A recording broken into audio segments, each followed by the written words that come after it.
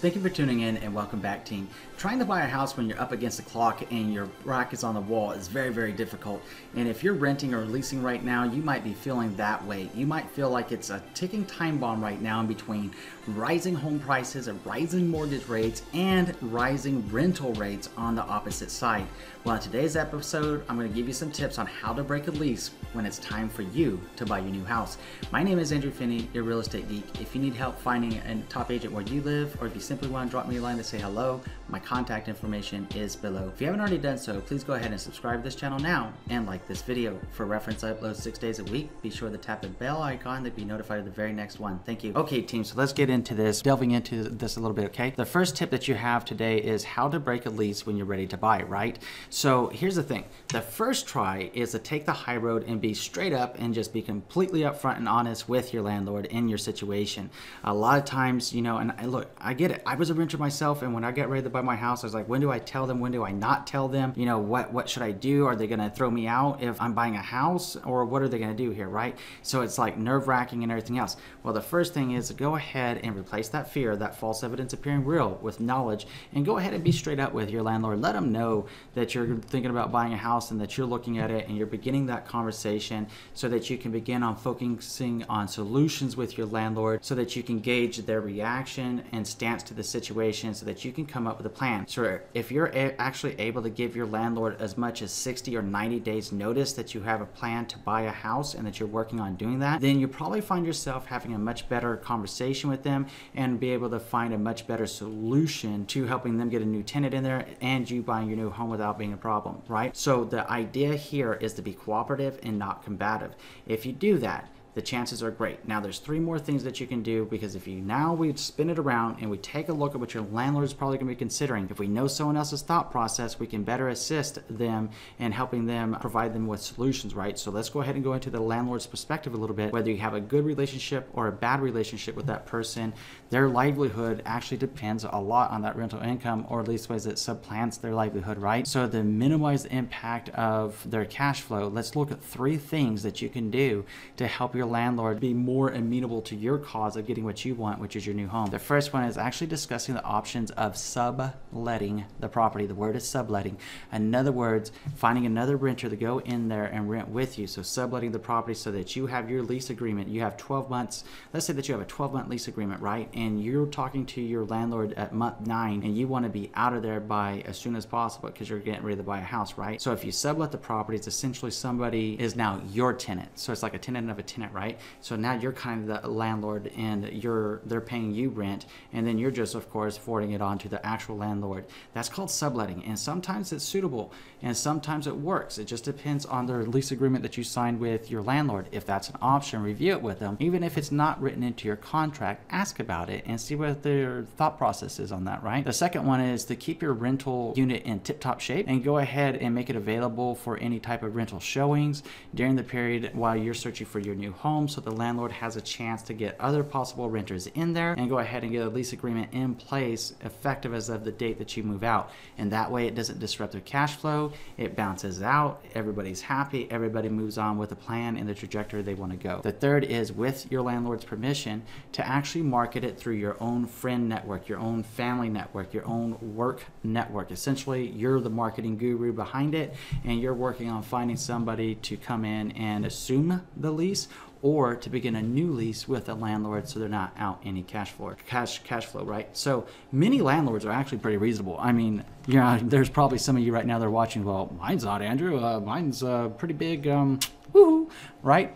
Fill in the blank, or the woohoo with what you want. But yeah, it happens, right? But a lot of people are actually reasonable, especially if you treat them with respect and dignity and you're straight up and honest with them. Going back into this first point here about just being honest, 60 to 90 days in advance, that's more than ample time for a landlord to be able to find a new tenant, get them in there, not disrupt the cash flow. And just by being straight up, they're going to respect you for it. And you might be able to go ahead and further your cause. Maybe they'll release you without even having to forfeit your deposit, your security deposit. Sometimes you might be willing to Want to be prepared to do that just in case, especially if that landlord isn't as understanding. Some of them aren't quite as understanding, and if they want to play hardball, you play hardball too. So the way that you look at playing hardball with them back is you actually take a look at your lease agreement and see if there's any loopholes, like an early termination clause. That's a specific word there, a specific term there. So you might want to check your rental contract in and see if this is your case where they're being difficult with you, and see if they have an early termination clause and what are the terms of that clause. So some leases are actually structured to have a get out free card, so to speak, if a tenant falls on some hardships like an illness, a divorce, a job loss, or if you're active duty military, right? So just depending on what we're looking at here. I know this video is about how to break a lease when you get ready to buy a home. At the same time, these other points that I just made could be very helpful to you if in case you just didn't know about it and you find yourself ever needing that information or know someone else that does, right?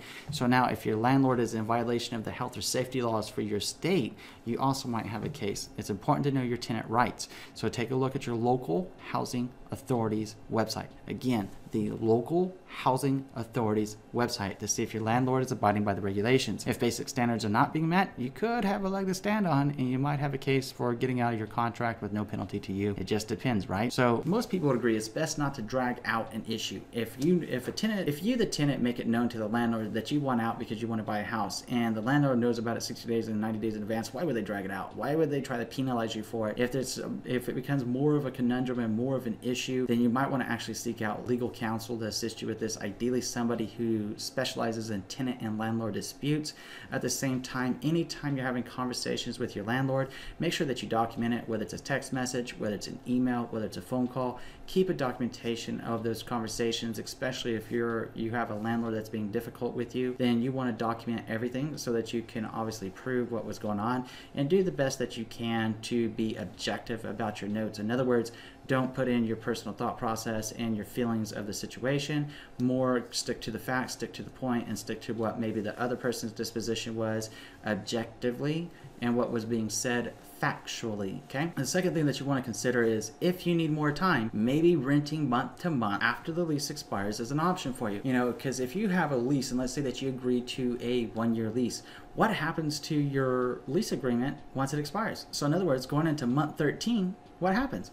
Well, many leases just simply revert to a simple month-to-month lease. Now, a month-to-month lease is kind of an interesting situation to be in. You know, as long as you're paying, the landlord's happy, but the landlord also might be thinking about, is it the right time for them to sell? And if it is, it might be one of the opportunities that they take to give you a 30-day notice to vacate, or let you know that they have an intent to sell the property and the property needs to be available for showings. They'll work with you around your schedule and set it up within reason with 24 hours advance notice in many states. That's whatever your state requires for advance notice for the tenant. So that being said, right, renting month to month means that they can give you a 30-day notice to vacate at any time. It also means that you can give a 30-day notice of intent to vacate at any time to the landlord. So going to a month-to-month situation keeps a roof over your head. At the same time, at any time, you or the landlord can say, hey, 30-day notice to vacate, right? Now, perhaps a different approach, especially since a lot of real estate across the country takes in between like 30 and 60 days to close, depending on where you are and whether you have an attorney state or not. It takes 30 days to 60 days to close on your new home, right? Perhaps a more prudent option is to ask for a 3-month extension. Because if you give yourself 90 days, that gives you the time you need to get your loan pre-approval letter. Obviously, you could be getting your loan pre-approval letter while you're renting before you go into active home buying mode, right?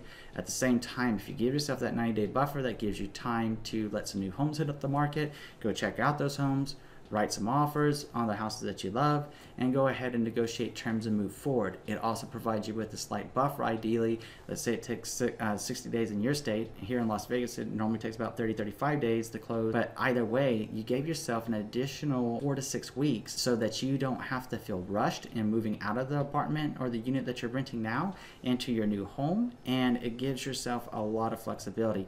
And keep in mind, because now you're probably saying, well, do I got to pay a mortgage and I got to pay a rent at the same time?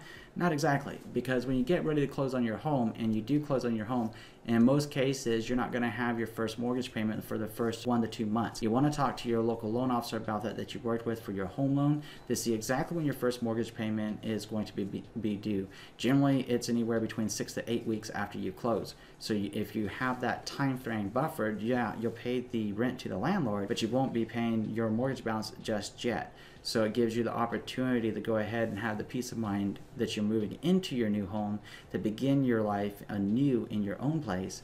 And it also gives you the peace of mind you're only paying once for having a roof over your head, right?